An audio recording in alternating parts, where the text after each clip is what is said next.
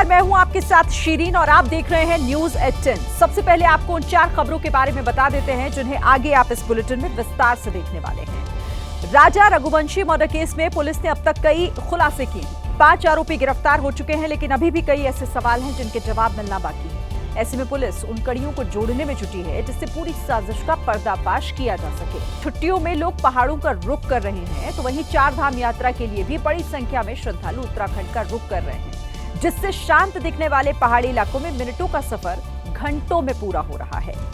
लेकिन सबसे पहले बात कर लेते हैं इस बुलेटिन में इंदौर के राजा मर्डर केस की, जिसे अब पुलिस सुलझाने की कगार पर पहुंच गई है। जिन आरोपियों की तलाश थी उन्हें पुलिस ने 8 जून की रात को ही गिरफ्तार कर लिया और देर शाम तक मेघालय पुलिस को ट्रांजिट रिमांड उनकी मिल गई है।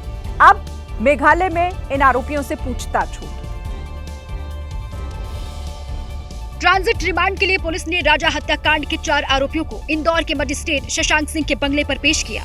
कोर्ट ने आरोपी राज कुशवाहा, विशाल चौहान और आकाश राजपूत को 7 दिन के लिए ट्रांजिट रिमांड पर भेज दिया। 7 दिन का ट्रांजिट रिमांड इनको मिला है। अब उसके बाद ये पूरी इनको आरोपियों को लेकर रवाना होंगे और उसके बाद फिर वहाँ पर पुलिस रिमांड लेकर उनकी अपनी इन्वेस्टिगेशन करेंगे। वहीं सोनम को लेने मेघालय की पुलिस देर शाम यूपी के गाजीपुर पहुंचे। मेघालय पुलिस के साथ एक महिला अधिकारी भी थी। ट्रांजिट रिमांड लेने से पहले मेघालय पुलिस ने सोनम की मेडिकल जांच कराई। अब सभी आरोपी मेघालय पुलिस के कब्जे में हैं। मेघालय पुलिस ही अब आगे की पूछताछ करेगी। 15 दिनों से लापता राजा रघुवंशी की पत्नी सोनम रघुवंशी से जुड़ी आज 3 बड़ी खबरें आईं। पहली, गाजीपुर से सोनम की गिरफ्तारी, दूसरा, पति राजा रघुवंशी की हत्या का आरोप और तीसरा, 4 और आरोपियों की गिरफ्तारी। लेकिन जिस तरह से सोनम की गिरफ्तारी हुई वो हैरान करने वाली है। लापता होने के 15 दिन बाद सोनम रघुवंशी यूपी के गाजीपुर पुलिस को इस स्थिति में मिली। शादी के जोड़े में जब मेघालय गई थी तो चेहरे पर रौनक थी, लेकिन पति राजा की हत्या के बाद पुलिस को मिली तो चेहरे की चमक गायब हो गई थी। सोनम बहुत ही नाटकीय ढंग से सामने आई। सोनम रघुवंशी 8 और 9 जून की रात करीब 1 बजे गाजीपुर के एक ढाबे पर पहुंची। 1 बजे का बात है, दुकान पे वो आई थी और रोते टाइम बोल रही थी कि भैया कॉल करना है घर पे। उसके बाद हम अपना मोबाइल दिए, वो अपने घर पे कॉल की। यानी सोनम ने पुलिस को सूचना देने से पहले अपने माता पिता से बात की। उसके बाद सोनम के गाजीपुर में होने की खबर पुलिस तक पहुंची। उसके बाद हम बोले आप वहाँ पर जाके बैठ जाइए। पुलिस को कॉल किया, पुलिस आई, उसके बाद वो पुलिस लेके गई है। यूपी की गाजीपुर पुलिस तुरंत सोनम को अस्पताल लेकर गई। ये तस्वीर उस वक्त की है जब सोनम को जांच के लिए पुलिस अस्पताल ले गई थी। यूपी पुलिस का कहना है कि उन्हें सुबह 3 बजे सोनम की जानकारी आई थी, लेकिन इसकी सूचना इंदौर पुलिस से मिली। ये जानकारी सोनम रघुवंशी के परिजनों ने इंदौर पुलिस को दी और इंदौर पुलिस ने यूपी पुलिस से संपर्क किया। इस जानकारी पर गाजीपुर पुलिस ने सोनम रघुवंशी को बरामद किया। सोनम की गिरफ्तारी के बाद सुबह से ही हलचल बढ़ गई थी। राजा रघुवंशी और सोनम रघुवंशी के परिवार आमने सामने आ गए। मेघालय के सीएम ने भी सोशल मीडिया पर एक पोस्ट कर इस पूरे मामले पर बयान दिया। देखिए, मेघालय के सीएम कॉनराड संगमा ने सोनम की गिरफ्तारी को राजा रघुवंशी हत्याकांड में बड़ी सफलता बताया।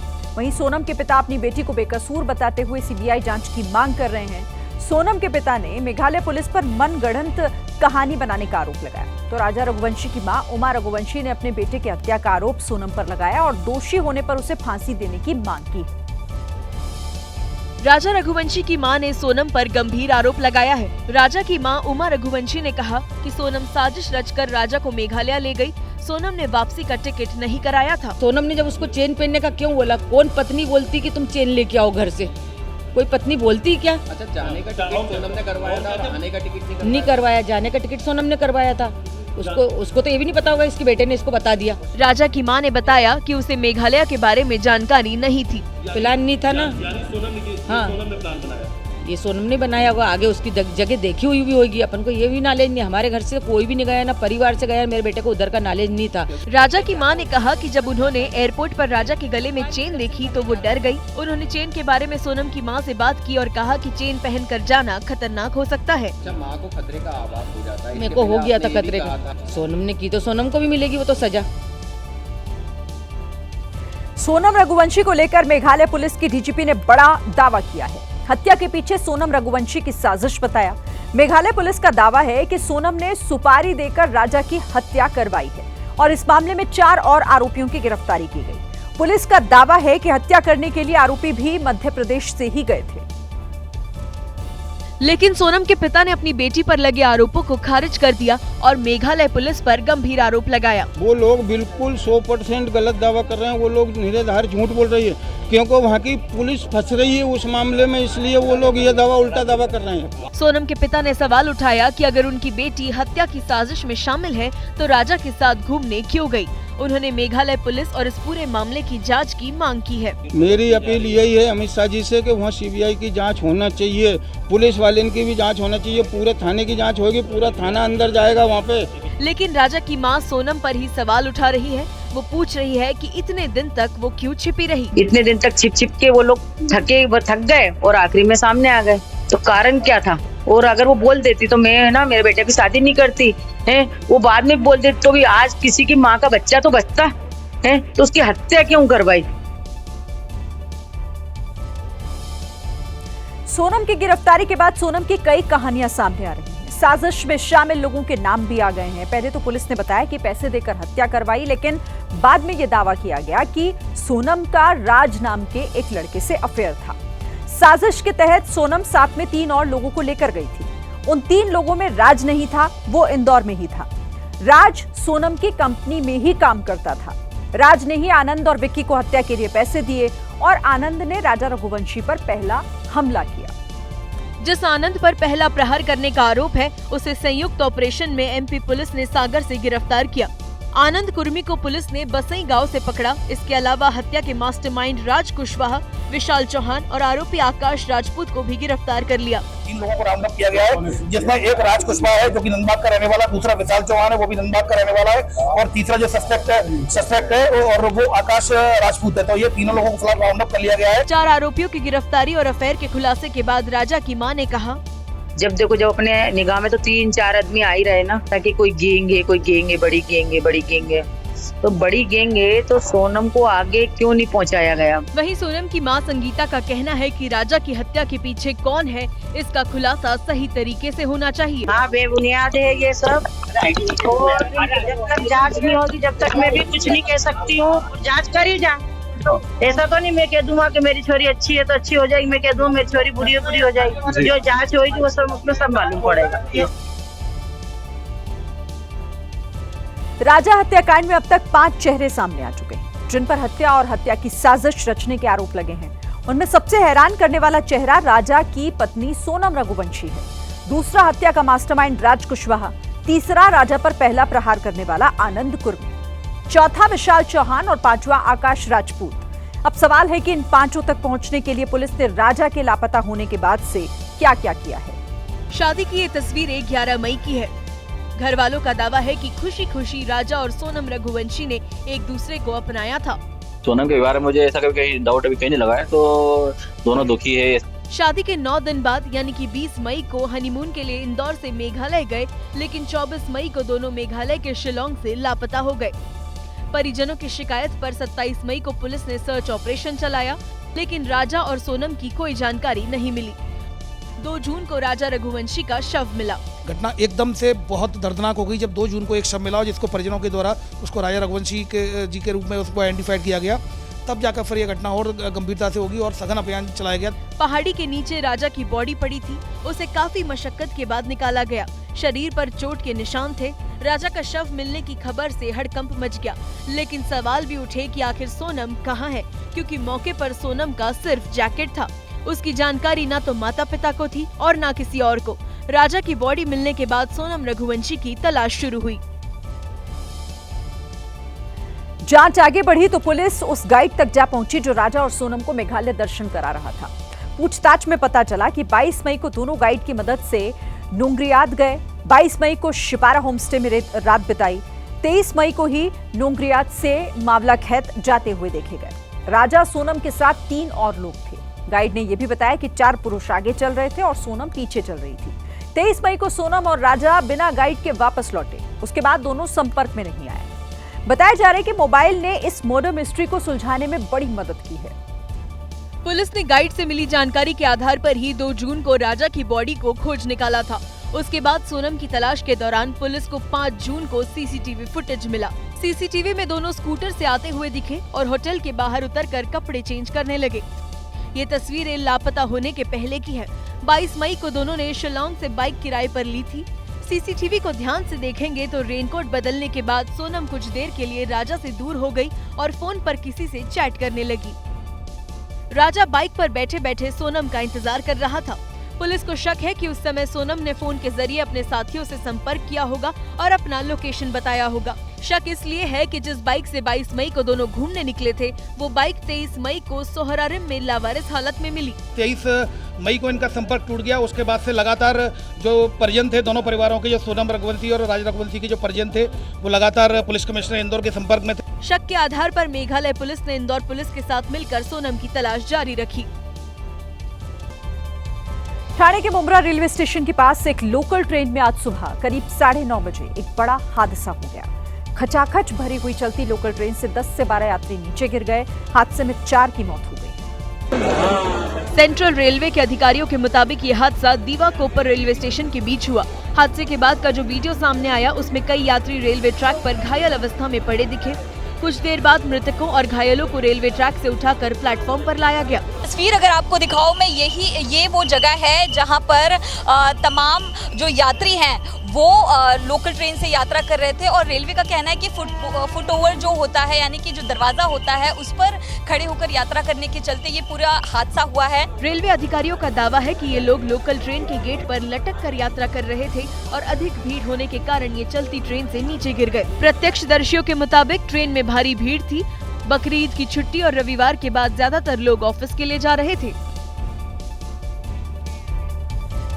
इस हादसे से सबक लेकर रेलवे के अधिकारी अव्यवस्थाओं में सुधार करने की बात कर रहे हैं। लेकिन 4 यात्रियों की मौत से लोगों में भारी गुस्सा है, जो लोग दफ्तर आने जाने के लिए रोजाना मुंबई लोकल में सफर करते हैं। और लोकल ट्रेन में रोजाना यात्रा करने वाले यात्री रेलवे की बदइंतजामी से खासा नाराज है। उनका कहना है कि कभी ट्रेन लेट होती है तो कभी भारी भीड़ होती है। क्योंकि दफ्तर जाने में देरी होती है, इसके लिए उनके पास लटक कर यात्रा करने के अलावा कोई रास्ता नहीं बचता है। बहुत प्रॉब्लम होती है मैडम। दीवा में और मुंब्रा में पब्लिक बहुत है। फास्ट लोकल तो रुकते नहीं है दीवा में ज्यादा करके, और मुंब्रा में भी रुकती नहीं है। तो जो लोकल गाड़ियाँ है वो बहुत भीड़ रहती है दीवा के ऊपर। एक तरफ यात्री हादसे के लिए रेलवे को जिम्मेदार ठहरा रहे हैं, तो दूसरी तरफ इस हादसे के बाद आरपीएफ का बयान सामने आया है। आरपीएफ के डीआईजी हेमंत कुमार ने यात्रियों से अपील की है कि ट्रेन में लटक कर यात्रा ना करें। गेट क्लोज होने वाले लगेंगे और उसमें टाइम लगेगा, और यात्रियों को भी हम लोग काउंसलिंग करते हैं कि लटक करके ना चलें। बता दें कि मुंबई लोकल माया नगरी मुंबई की लाइफलाइन कही जाती है और मुंबई लोकल में रोजाना 80 लाख यात्री सफर करते हैं। यूपी के बहराइच में एक ट्रक बीच सड़क पर पलट गया। ट्रक पलटते ही शॉर्ट सर्किट की वजह से उसमें भीषण आग लग गई। ट्रक में आग लगने की वजह से सड़क पूरी तरह बंद हो गई, लेकिन फायर ब्रिगेड की टीम मौके पर नहीं पहुंची। और फायर ब्रिगेड की टीम के ना पहुंचने की वजह से आग ने और विकराल रूप ले लिया। आग ने पूरे ट्रक को अपनी चपेट में ले लिया, जिसके बाद ट्रक से आग की तेज लपटें उठने लगी। आग की तेज लपटों के साथ साथ धुएं का काला गुबार भी उठा और देखते ही देखते धुएं का काला गुबार आसपास के इलाके में फैल गया। ट्रक में आग लगने की वजह से बहराइच लखीमपुर मार्ग पर लंबा जाम भी लग गया, लेकिन दावा है कि सूचना देने के कई घंटों बाद भी फायर ब्रिगेड की टीम नहीं पहुंची। सिक्किम में लापता यूपी के नवविवाहित जोड़े का अब तक कोई सुराग नहीं लग पाया। उत्तर प्रदेश के प्रतापगढ़ के रहने वाले कौशलेंद्र सिंह और उनकी पत्नी अंकिता हनीमून मनाने सिक्किम गए थे, लेकिन सिक्किम के मंगन जिले में भारी बारिश की वजह से पर्यटकों को लेकर जा रही टूरिस्ट बस तीस्ता नदी में गिर गई। इस बस में कौशलेंद्र और अंकिता भी सवार थे। ये खबर सुनते ही उनके परिवार में कोहराम मच गया। परिजनों का रो रो कर बुरा हाल हो गया। परिवार के लोग भागे भागे सिक्किम पहुंच गए। ये हादसा 29 मई को हुआ, लेकिन इतने दिन बीत जाने के बाद भी उनका कुछ पता नहीं चला। अब कौशलेंद्र के पिता ने सीएम योगी से मदद की गुहार लगाई ताकि राहत बचाव का काम तेज हो सके। प्रदेश के मुख्यमंत्री योगी जी से प्रार्थना करता हूँ कि यहाँ सिक्किम के मुख्यमंत्री जी से बचाव कार्य और तेज करने की अपील कर दे एक बार। कौशलेंद्र और अंकिता की शादी 5 मई को ही हुई थी और 24 मई को हनीमून के लिए दोनों सिक्किम पहुंचे। इसी दौरान ये हादसा हो गया। हादसे के बाद सर्च ऑपरेशन चलाया गया, लेकिन खराब मौसम की वजह से राहत बचाव में काफी दिक्कतें आई। कौशलेंद्र और अंकिता के परिवार वाले अब भी सिक्किम में डेरा जमाए हुए हैं और उन्हें उम्मीद है कि दोनों जल्द ही मिल जाएंगे। गुजरात के सूरत में उस वक्त हड़कंप मच गया जब एक चोर पुलिस कस्टडी से भाग निकला और नदी में छलांग लगा दी। तैरकर वो तापी नदी के टापू पर पहुंचा और वहां छिप गया। हालांकि चोर को पकड़ने के लिए क्राइम ब्रांच की टीम ने तुरंत फायर ब्रिगेड को सूचना दी, जिसके बाद बोट के साथ टीम पहुंच गई और नदी में चोर की तलाश शुरू हुई। तापी नदी में झाड़ियों और दलदल के बीच चोर को ढूंढना काफी मुश्किल था, इसीलिए ड्रोन कैमरे की मदद ली गई। 4 घंटे की सघन तलाशी के बाद पुलिस ने चोर को पकड़ लिया। चोर झाड़ियों में बोरी ओढ़े छिपा हुआ था। पकड़े गए आरोपी का नाम मुकेश उर्फ लालू है और सूरत के अमरौली पुलिस स्टेशन में उसके खिलाफ चोरी का केस दर्ज है। आपको बता दें कि पुलिस आरोपी को बाइक पर बैठाकर थाने ले जा रही थी, तभी उसने तापी नदी में छलांग लगा दी थी। पिछले कुछ दिनों में मौसम का मिजाज बदल चुका है। बीते दिनों कई जगह मूसलाधार बारिश हुई, लेकिन अब बारिश पर ब्रेक लग चुका है और दिल्ली एनसीआर समेत कई जगहों पर भीषण गर्मी का दौर शुरू हो चुका है। बरपा रही है। झांसी में अधिकतम तापमान 45.3 डिग्री सेल्सियस दर्ज किया गया है। दूसरे नंबर पर बुंदेलखंड का ही बांदा रहा। बांदा का अधिकतम तापमान 42 डिग्री सेल्सियस दर्ज किया गया। तीसरे नंबर पर राजस्थान का जयपुर रहा, जहां का अधिकतम तापमान 42 डिग्री सेल्सियस के आसपास दर्ज किया गया। इसके बाद आगरा, जहां का तापमान अधिकतम 41 डिग्री सेल्सियस दर्ज किया गया। वहीं दिल्ली की बात करें तो दिल्ली का अधिकतम तापमान भी 41 डिग्री सेल्सियस रहा है। हरियाणा के गुरुग्राम का तापमान 40 डिग्री सेल्सियस दर्ज किया गया है और इस तरीके से गर्मी लगातार हर शहर में बढ़ती दिखाई दे रही है। तो देश के कई ऐसे इलाके जहां पर इस वक्त प्रचंड गर्मी है, स्कूलों में गर्मियों की छुट्टियां हैं। गर्मी से बचने के लिए लोग पहाड़ी इलाकों का रुख कर रहे हैं, लेकिन वहां मिनटों का सफर घंटों में पूरा कर पा रहे हैं। तस्वीरें उत्तराखंड के नैनीताल की हैं, जहां तक देखेंगे, जिस तरफ देखेंगे, आपको सिर्फ कार की लंबी लंबी कतार ही नजर आएगी। उत्तराखंड के कुमाऊं रीजन में नैनीताल, भीमताल, कैची धाम, अल्मोड़ा, रानीखेत और मुक्तेश्वर बड़े पर्यटन स्थल हैं। ये रास्ता कैची धाम की तरफ जा रहा है। पहले यहाँ जाम से पहुँचना चुनौती है और जाम से बचकर धाम में जाओ तो वहाँ भी लंबी लंबी लाइन है। दर्शन के लिए अपनी बारी का लंबा इंतजार है। ये इशू है कि जो आसपास में जितने भी पर्यटक आ रहे हैं सभी कैची धाम जाना चाहते हैं, चाहे वो नैनीताल, भीमताल, नौखचैताल, मुक्तेश्वर हो। देश भर से आ रहे लोग व्यवस्था से नाखुश हैं और प्रशासन पर सवाल उठाए हैं। 10 किलोमीटर पहले तो यहाँ गाड़ी रोक दी। शटल के लिए हम 1 घंटा हो गया वेट कर रहे हैं, शटल नहीं आ रही। अच्छा। पूरी फैमिली हमारी साथ है, बच्चे साथ है, बहुत ही प्रॉब्लम हो रही है यहाँ पे। लोगों का कहना है कि शटल सेवा के 50 रुपए का टिकट तय हुआ है, लेकिन वसूली 300 रुपए की है। इधर वाराणसी में छात्रों ने अपनी मांग को लेकर अनोखे अंदाज में प्रदर्शन किया। ये छात्र अपनी 3 सूत्रीय मांगों को लेकर करीब 26 दिनों से प्रदर्शन कर रहे हैं। तंजीरों में खुद को जकड़कर छात्र काशी विद्यापीठ कैंपस में निकले। छात्रों ने विश्वविद्यालय के वाइस चांसलर के खिलाफ जमकर नारेबाजी की। विरोधी ये कुलपत नहीं चलेगी, नहीं चलेगी। छात्र विरोधी ये कुलपत नहीं चलेगी, नहीं चलेगी। छात्रों ने विरोध जताने के लिए खुद को जंजीरों में बांधा, साथ ही सिर भी मुंडवा लिया। इस दौरान कई छात्र इस प्रदर्शन में शामिल हो गए। छात्रों की मांग है कि मेरिट की जगह एंट्रेंस एग्जाम करवाकर विद्यापीठ में प्रवेश दिया जाए। कई दिनों से धरना देने के बाद भी बात नहीं बनी तो छात्रों का गुस्सा फूट पड़ा। विद्यालय प्रशासन की ये निरंकुशता को हम लोगों ने छात्रों को और लोगों को दिखाया है कि किस प्रकार से विश्वविद्यालय के मुखिया छात्र विरोधी रहे हैं। प्रदर्शन के दौरान भीषण गर्मी से एक छात्र की हालत बिगड़ गई। मौके पर डॉक्टर पहुंचा और फिर जरूरी दवाई दी गई। जम्मू कश्मीर के बारामूला में भीषण आग लग गई, जहां के उरी में एक घर में आग लगी, बाकी घरों में भी वो फैल गई। धधकती आग पर काबू पाने के लिए फायर ब्रिगेड की टीम के साथ सेना ने भी ऑपरेशन शुरू किया। धधकती आग की ज्वाला पूरे एरिया में फैल गई। करीब के दूसरे मकानों को बचाने के लिए घर के ऊपरी हिस्सों की टीन की दीवार को तोड़ा गया। स्थानीय लोग, अग्निशमन और आपातकालीन सेवाएं मौके पर पहुंची, लेकिन आग ने थमने का नाम नहीं लिया। इस दौरान आग की चपेट में 4 घर आ गए। इसके बाद भारतीय सेना के जवानों ने भी अभियान शुरू किया और किसी तरह आग पर काबू पाया जा सका। पीलीभीत में बाघ के हमले में किसान की मौत हो गई। किसान की मौत के बाद ग्रामीणों ने जबरदस्त विरोध प्रदर्शन किया। पुलिस ने परिवार वालों को समझा बुझाकर प्रदर्शन खत्म करवाया।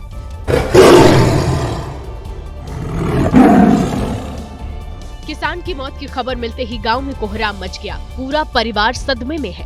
गांव वाले वन विभाग का जमकर विरोध कर रहे हैं। आरोप है कि विभाग की लापरवाही से ही ये घटना हुई है। मेवातपुर का रहने वाला मुकेश खेत में सिंचाई करने गया था। सुबह गांव वालों ने मुकेश का शव देखा, तब मामले की जानकारी हुई। बाघ ने मुकेश पर हमला कर उसे मार डाला था।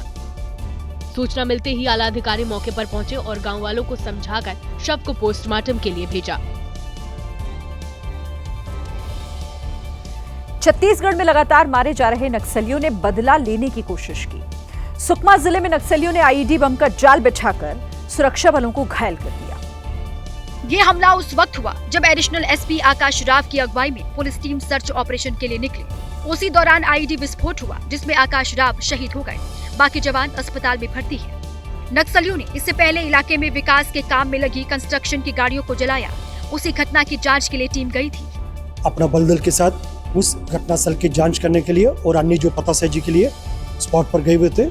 उस दौरान माओवादी द्वारा लाया गया एक आईडी ब्लास्ट की घटना हुआ। नक्सलियों के खिलाफ सरकार ने अभियान छेड़ रखा है। टारगेट है कि मार्च 2026 तक छत्तीसगढ़ से नक्सलियों का सफाया करना है। अब जब नक्सली मारे जा रहे हैं तो रह रहकर बदला लेने की कोशिश भी जारी है। राजस्थान के जोधपुर में बुलडोजर एक्शन पर बवाल हो गया। भीड़ पुलिस और बुलडोजर के सामने आ गई और पुलिस टीम पर पथराव करना शुरू कर दिया, जिससे अतिक्रमण हटाने गई टीम को आधा काम छोड़कर ही वहां से भागना पड़ा। जोधपुर के उम्मेद सागर बांध पहुंची पुलिस का पत्थरों से सामना हो गया। अतिक्रमण हटाने के लिए पुलिस फोर्स दल बल के साथ पहुंचा था। पहले तो पुलिस ने हंगामा कर रहे लोगों को एक तरफ हटाया, फिर शुरू हुआ बुलडोजर के साथ अतिक्रमण हटाने का काम। लेकिन इसी बीच एक महिला बुलडोजर के सामने खड़ी हो गई। कड़ी मशक्कत से महिला पुलिस कर्मियों ने विरोध कर रही महिला को बुलडोजर के सामने से हटाया। बुलडोजर तेजी से अवैध निर्माण को ध्वस्त कर ही रहा था, तभी भीड़ एक बार फिर भड़क उठी। पुलिस कर्मियों से सवाल जवाब होने लगे। पुलिस और प्रशासनिक अधिकारियों ने उनको समझाने की कोशिश की, लेकिन मामला थमने की जगह और बढ़ गया।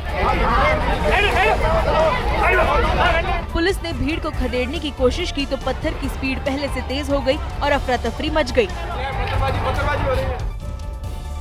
कर्नाटक की राजधानी बेंगलुरु में उस वक्त हड़कंप मच गया जब खबर आई कि एक होटल में प्रेमी ने प्रेमिका को मार डाला। बेंगलुरु पुलिस ने कातिल प्रेमी को गिरफ्तार कर लिया है। हरिणी को उसके प्रेमी यशस ने चाकू घोंप घोंप कर मार डाला। यही पूर्णा प्रजना लेआउट का ओयो होटल है, जहां के एक कमरे में इस दर्दनाक वारदात को अंजाम दिया गया। बेंगलुरु की सनसनीखेज घटना 6-7 जून की रात की है, लेकिन मामला 2 दिन बाद सामने आया। पुलिस के मुताबिक 33 साल की हरिणी अपने 25 साल के प्रेमी यशस से रिश्ते खत्म करना चाहती थी और इसी बात से गुस्साए प्रेमी ने प्रेमिका को मार डाला। This friendship between them was there for the past 1 month. She had tried to distance herself from him. The accused has been arrested. गिरफ्तार आरोपी टेक इंजीनियर है और दोनों ही बेंगलुरु के केंगेरी इलाके में रहने वाले थे।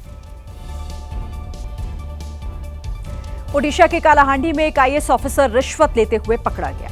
ऑफिसर ने व्यापारी से 20 लाख की रिश्वत मांगी, जिसके बाद व्यापारी ने विजिलेंस टीम के साथ मिलकर आईएएस का भंडाफोड़ किया। नोटों का ये ढेर उसी आईएएस अफसर के घर से मिला।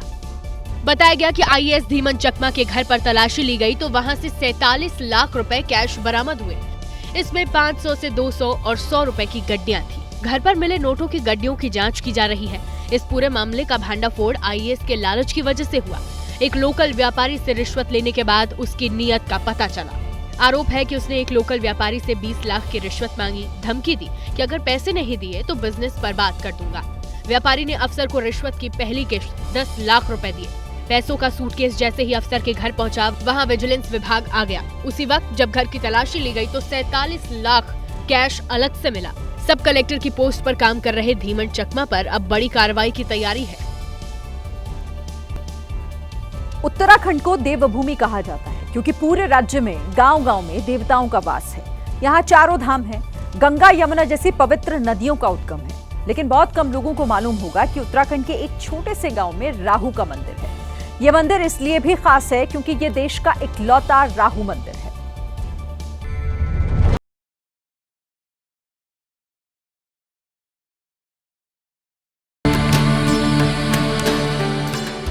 उत्तराखंड के गढ़वाल का एक छोटा सा गांव पैठानी, इसी गांव में है भारत में इकलौता राहु मंदिर। इस मंदिर में राहु और उसके आराध्य भगवान शिव की पूजा की जाती है। मंदिर के बाहर एक विशाल त्रिशूल लगा है जिस पर डमरू बंधा है। साथ ही मंदिर के गर्भगृह में शिवलिंग भी है। राहु भगवान शिव का अनन्य भक्त था। स्कंद पुराण के मुताबिक राष्ट्रकूट पर्वत पर राहु ने भगवान शिव की तपस्या की थी, इसीलिए उस जगह पर राहु मंदिर का निर्माण करवाया गया। एक मान्यता के मुताबिक राहु का जन्म पैठिनासी गोत्र में हुआ था, इसीलिए इस गांव का नाम पैठानी पड़ा।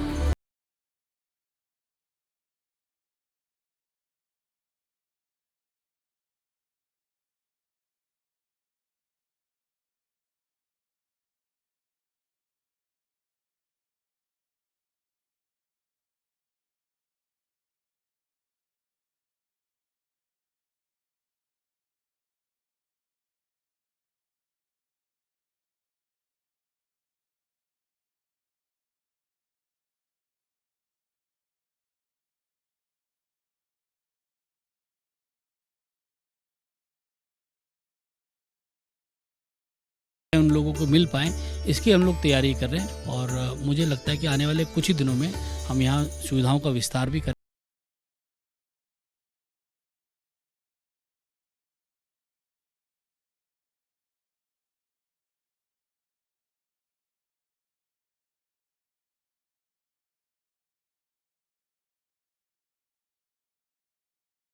और स्थानीय लोगों को रोजगार भी मिलेगा। आने वाले समय में आप मान के चलिएगा कि पूरे विश्व भर से जो लोग अपने राहु की पूजा करने के लिए यहाँ पर आएंगे और आने वाले समय में एक बड़ा केंद्र होने वाला है। यहाँ के जो स्थानीय नागरिक हैं इनके लिए रोजगार का भी यहाँ सृजन होगा और यहाँ संख्या बढ़ेगी और मुझे लगता है कि एक बहुत बड़ा केंद्र पौड़ी में तैयार होने वाला है। आपको बताते हैं कि राहु मंदिर तक कैसे पहुँचा जा सकता है। राहु मंदिर गढ़वाल जिले के थलीसैंण ब्लॉक के पैठानी गाँव में स्थित है। यह मंदिर सियोलीगाड़ और नवालिका नदियों के संगम पर है। पैठानी गांव पौड़ी जिला मुख्यालय से 46 किलोमीटर दूर है, जबकि कोटद्वार से इस गांव की दूरी 150 किलोमीटर है। राहु मंदिर में प्रसाद के तौर पर मूंग की खिचड़ी चढ़ाई जाती है। एक मान्यता ये भी है कि समुद्र मंथन के दौरान राहु ने देवताओं का वेश धरकर चुपके से अमृत पी लिया था। तब विष्णु भगवान ने सुदर्शन चक्र से उसका सिर काट दिया था। कहा जाता है कि राहु का सिर पैठानी गाँव में पहाड़ के नीचे दबा है।